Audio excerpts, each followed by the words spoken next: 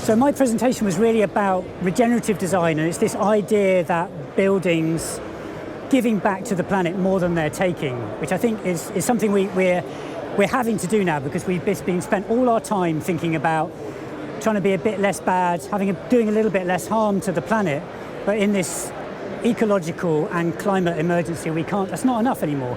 We're going to actually have to turn our cities and our buildings into something where they're starting to restore the natural systems and the things that we depend on for every breath that we take and every glass of water that we drink. Buildings are definitely a burden on the planet. It becomes very clear when you start to look not just at the direct impacts of the building, but also the impacts that it has, the sort of shadow it casts by all the materials that you use to make the building, the water that we treat and bring to the building, and then all the waste that comes out the back.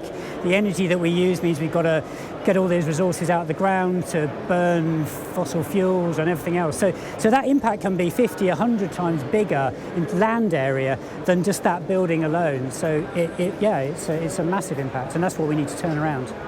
So I think we need regenerative buildings, because I see it as the only way that we're going to start to restore the systems and the world back to a more healthy state.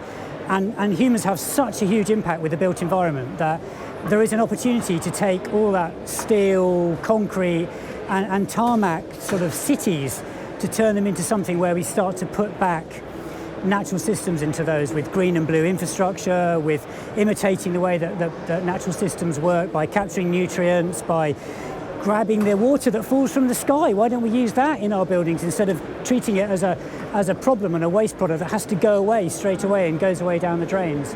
And also, we have this massive issue with, as climate change is attacking us, that we have all the flooding, the overheating, and all those things that are happening. Putting natural systems back into our cities can actually start to mitigate the worst impacts of flooding and help to restore a much healthier system and nicer place for us to be.